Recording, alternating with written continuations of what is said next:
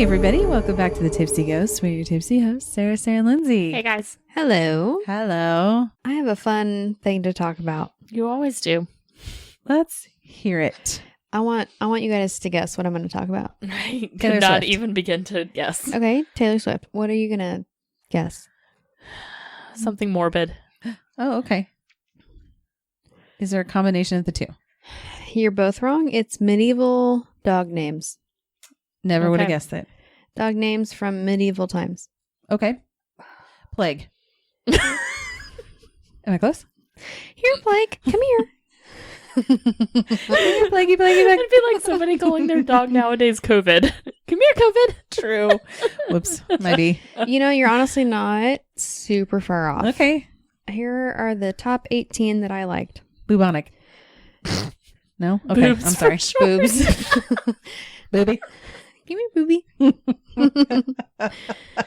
Boobster. Number 1, argument. What? See, That's stupid. it's just as dumb as It's a dumb name for a dog. Come here, argument. Demonic. I meant to say bubonic, but it came out demonic. Yeah. It was a demonic, bubonic plague. Yes. Argument. No, it's stupid. Pretty boy.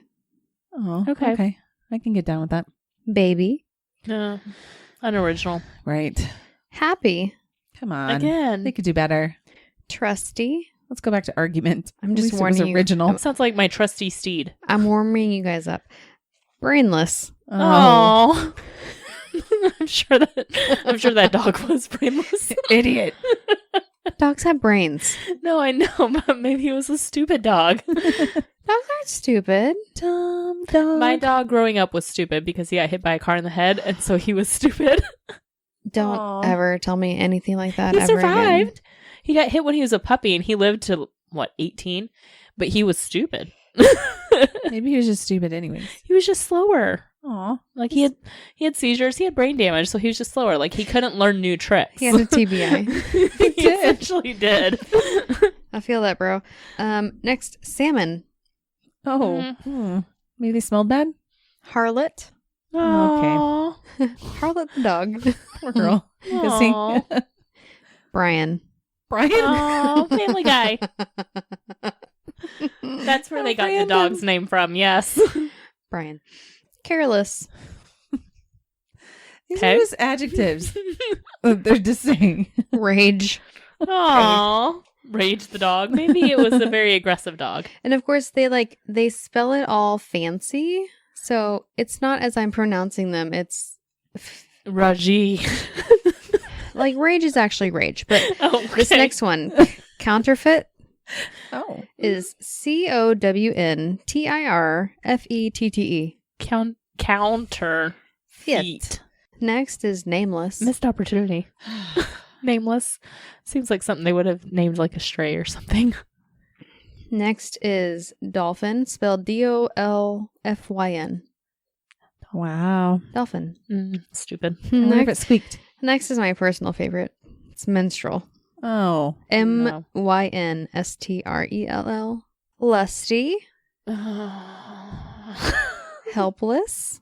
Okay, what do you call those groups of people that play instruments? They're like a minstrel. Yeah, An that's what I was orchestra? thinking. No, aren't they called minstrels? Yeah, like the guys who would like walk around playing their little like guitars. Why are you looking at me like this? I know exactly what you're saying. They're like little Yes. circular guitar things. Yes. I don't know what they are. They were like minstrels. Sitars? It was MINSTREL, I think. Okay, so I'm not crazy. No. Well, in today's words, It is not that. that is, You went to periods. We went to like the men Musicians. walking around it's playing. a dog in period clothing. And the last dog name from the medieval times is garlic. Ooh. Okay. Either they really liked garlic or they smelled like garlic Maybe. or they just saw that and thought, He looks like garlic. I can't think of anything else, so Nameless he shall be. you shall be garlic. What would you name your dog if you were in the 18th century, you said? Or 1800s? King Woof. Oh. Hmm. How would you spell it? KYNGEI. Yes. Kingy? Y. VW. Voof. You gotta add an E on the end because that's Voof. how they did it. OLFEE. Woofy. That's a great name. What about you, Linz? Oh gosh, I don't know. Minstrel? Maybe Destroyer. Ooh. Wow. It's like Terminator. I'm gonna have a guard dog. Okay. Destroyer. How do you spell it? I'm gonna go the old fashioned way and just add an E on the end. So DESTROYERE. Destroyer-y? Yes. That's his name. Adorable. How about you? Oh, I think we all know. Minstrel. It's bubonic. It's Boobon. How do you spell it? And Boobs she's for gonna sure. call him Boobs. BOOB. ONNICKE. Bubonic. Bubonicky. Mm-hmm. Boobs. Boobs for short. Oh man, I left my boobs at home. Here, boobs. Has anybody seen where my boobs went? I need my boobs. You see, it's got a ring. Cannot survive without my boobs. Where is boobs? Boobs, it's time to eat. Boobs, you want some treats? Boobs, how'd you get out again? Boobs have been fighting again. Boobs needs a bath. I think I hurt my neck laughing. Don't touch my boobs. No. I like how he's my boobs and not just boobs. Oh yeah, don't touch boobs is stupid. Don't touch my boobs. That's his name. Okay, he's my boobs. Well, I love that for you. And Thank boobs. you. Boobs and sound. For full Forever. government name is my bubonic blogway. Plug away. Well, That was great, thank you. I've got a paranormal story for you. Ooh, Paranormal. Yeah. I'll accept it. Thank you. We tried. I mean, I thought that was pretty good, but sure, acceptable. Yeah. It could be better. Excuse you. Could have been worse. Could have been better. That is hurtful. Story of my life. I'll go with middle of the road. That's fine. Yep. Me and boobs. My boobs. And my boobs. Your boobs. Me and You're my my boobs. Okay, I'll take it. You are my boobs. I will be whatever you need me to be. Thank you. I'm just here. Okay.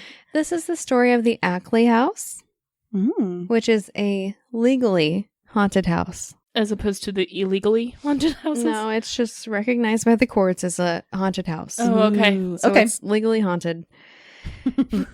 Stamp of approval from We've the been judge. we've been going to illegal haunted houses. Maybe. They're just not approved by the judge. Yes. And this takes place in Nyack, New York. Nyack, Oh. New York. Nyack, New York. Again, somebody trying to get creative, like spelling New York differently, maybe. Nyack. Nyack. Yeah. Oh, it's like you say New York in Nyack. like a really New York. I was bad going to say, they're accent. not saying it in a southern accent like that. Nyack. Yeah. Anyway, this is an excerpt from House Beautiful. Quote, built in 1890, the 3-story clapboard Victorian at number 1 is constructed of horizontal wood paneling. It's set back behind a front lawn and elevated above the river with gorgeous views of it from almost every room and window. It features a charming turret, a picturesque wraparound porch, Ooh. and a fenced-in pool. Inside, there are 8 bedrooms and 4.5 bathrooms. But despite the spaciousness, the home was designed to feel homey and comforting, with nooks and intimate smaller spaces carved out of larger rooms throughout. Some of the period details No. include stained glass windows, hardwood floors, and elaborate moldings. It sounds beautiful. Honestly, it does. You got me at turret. Mm-hmm. And wraparound porch, Right. a pool.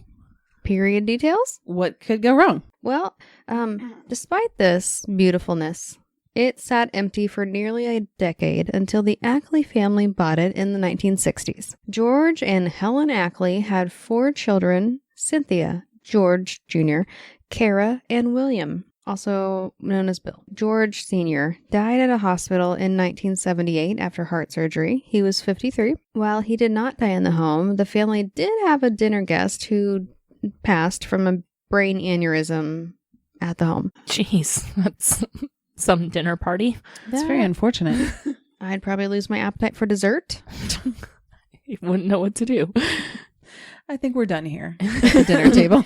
Or like, okay, that's really sad about Brian, but what did you maybe prepare for dessert? Can I take it to go? Or Thanks for coming, everybody. Can I have a doggy bag? Its name is Boobs. for my dog Boobs. Can I have a doggy bag for boobs? My boobs. It's for my boobs. Oh, gosh. By 1990, the residents were Helen, her grandchildren, her daughter-in-law, and her future son-in-law. Mark, also her daughter. Oh, okay. Is he just living there without Yeah, I his noticed wife? something was missing, and that's the daughter. A little They were weird. just really close. According to Helen Ackley, local children warned the family that the house was haunted immediately after they moved in. They're like, lady, did you know that you bought a haunted house? And she's like, okay. Over the years, Helen determined that there were 3 ghosts living in her home. 2 were a married couple from the 18th century, and the 3rd was a Navy lieutenant in the American Revolution. Wow. Okay. It seems oddly specific, but in 1993, Helen was contacted by a paranormal researcher and, separately, a medium who claimed to have made contact with 2 of the spirits, 2 poltergeists of Sir George and Lady Margaret.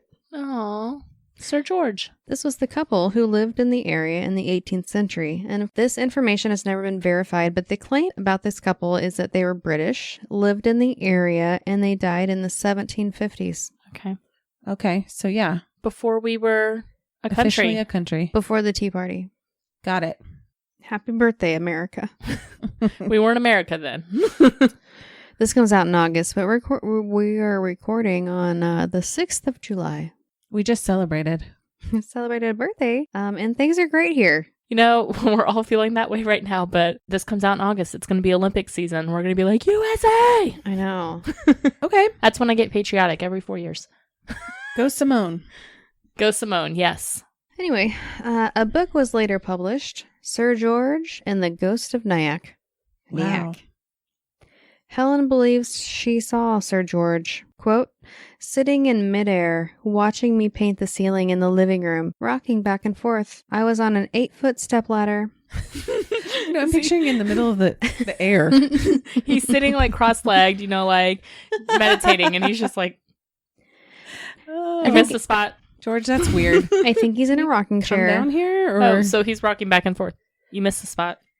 Okay. She's on a stepladder, and she says, I asked if he approved of what we were doing to the house, if the colors were to his liking, and he smiled and nodded his head. Oh, sweet Sir George. Other events that happened in the house were a light fixture cord was seen swinging, and then it suddenly stopped as if it were grabbed by an unseen hand. When Helen's daughter Cynthia was a child, she would be woken up most mornings. This is when she was in high school. Woken up most mornings by one of the spirits shaking her bed.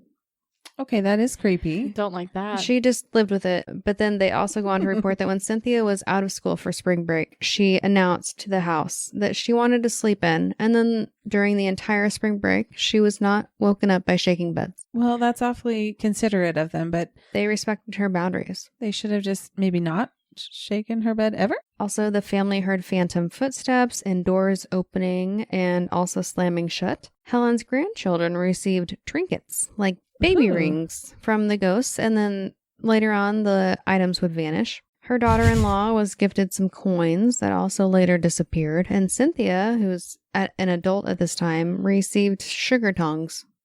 Like these items are just appearing, and that's how they're gifted. Yes, What are sugar tongs? tongs. You know, little sugar cubes? The tongs you use to get the sugar in your teeth. Yes, I do. No, my brain was thinking that it was a tong made of sugar. And then you just lick it until it's gone.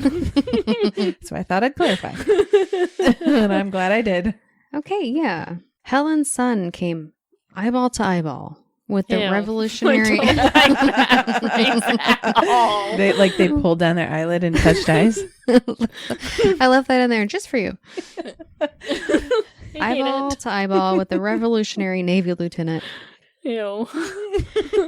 Cynthia's then fiance, Mark, heard conversations coming from empty rooms, and he also had this experience. Quote, Sin had already fallen asleep and I was drifting. Then I heard the bedroom door creak and the floorboards squeak. My back was to the edge of the bed. Suddenly, the edge of the bed by my midsection depressed down, and I felt something lean against me. I went literally stone stiff. I was speechless and could hardly move. I was able to twist my neck around to see enough to see a womanly figure in a soft dress. Through the moonlight from the bay windows, I felt like she was looking straight at me. After about a minute, the presence got up and walked back out of the room. I finally relaxed enough to shake my wife out of sound sleep, acting like a toddler who just had a nightmare. End quote. Wow. Mm. Helen had gathered her stories and submitted them to various sources. The accounts of the hauntings were published 3 times between 1977 and 1989 in the Reader's Digest and a local newspaper. Do you remember the Reader's Digest? Oh, yeah. My parents used to have a copy of that delivered every month whenever it came out. It's kind of fun. It's on every side table. Yeah. So she was published Ooh. in Reader's Digest. I probably read it at some point. Yeah, probably. You probably did. By 1989, Helen needed to downsize, so she decided to sell the house. And it was listed by Richard Ellis of Ellis Realty for just under $800,000. And the Wow. house was soon under contract to be purchased by a young couple, Jeffrey and Patricia Stambovsky.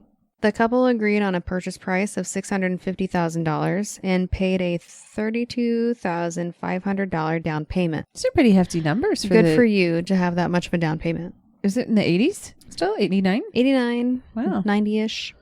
So here's where the story changes. Helen claims that she would not sign her end of the contract until the hauntings were disclosed to the buyers. So Richard Ellis of Ellis Realty claims that before they entered into the contract with the Stambovskys, he told the couple about the hauntings, and allegedly Jeffrey Stambovsky laughed and said that they would have to call him the Ghostbusters. Okay. He sounds like non-believer. he's got a good sense of humor. He's a hater. He's like, who am I going to call?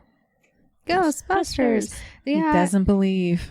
maybe. But after that, Helen went ahead and signed the contract, officially selling her home, and they went into closing. However, Stambovsky said that this never happened, and the hauntings were not disclosed, and he reported that he only heard about the ghosts from a contractor after they were already under contract. He requested an in-person meeting to discuss the issue, wherein Helen Ackley passionately recounted the hauntings. After this, Stambovsky said he wouldn't have wanted to buy the property had he known about the paranormal activity ahead of time. He said he didn't believe in ghosts, but he does believe in the market and that other people who believe in ghosts can have an impact on it, so it'll devalue the house. So he went on to file an action requesting to be let out of the contract for sale, and he asked for damages for, quote, fraudulent misrepresentation of a material condition of the home by both Helen and Ellis Realty because Helen's stories devalued the house. So Stambovsky did not attend the closing, which meant that he was no longer obligated to buy the house, but it did mean that he forfeited his down payment.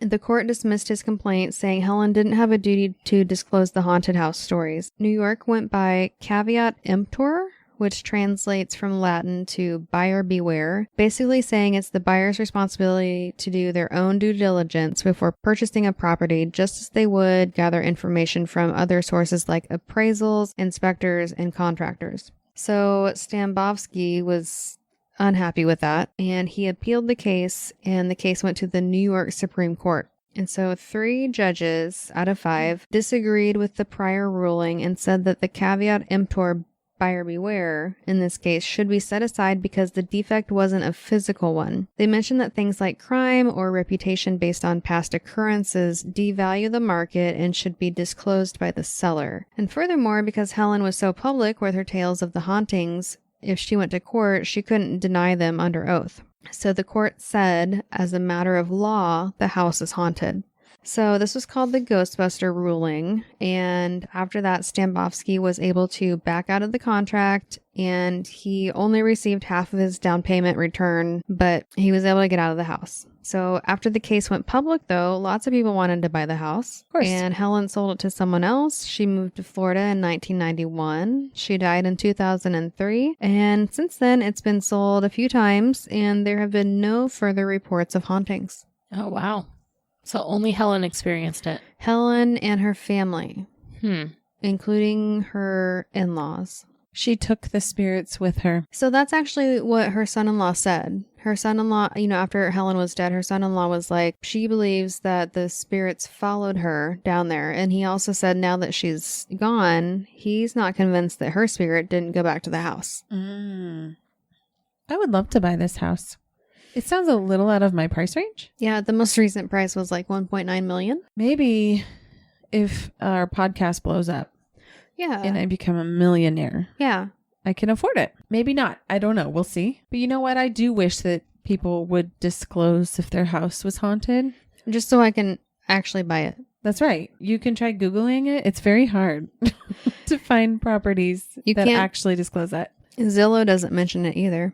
No. And I've I think looked. the same thing goes for any murders, right? Or any deaths in the house. So I think it varies state by state what you actually have to disclose. Because I feel like I've heard that some places you have to say like somebody died here. But it's not everywhere. So that's why I feel Yeah. like it's state by state. But honestly, that could be a route that you take. And I feel like you would get maybe more buyers. I mean, there are definitely people out there who would. There is a group of people. There's a market for that. Definitely a market. There's a group of people that would love to buy your house where it may be haunted or somebody may have passed away. I live in a house where somebody passed away. It was of natural causes, and I think they have moved on. I always forget about that. Mm-hmm. Remember when we used to try to find him here? Yeah. We went in your closet once. Yes. That was fun. That sounded weird. It did. But we did. I knew what you meant. Sarah and I went We were into looking the for closet him. and we were looking for him. Mm-hmm. Yeah. That was a fun time. It's a true friend right there. I'm going to go ghost hunt in your closet for you. Thank you for searching for my ghosts. You're welcome. Yeah, I do remember that. That was a long time ago. Remember you talking about that? We tried to look up who it was and everything, remember? There's very little information about it. Yeah. Thank you for telling me about that. I did not know that. I just thought it was fun that a house was legally haunted. It's a fun fact.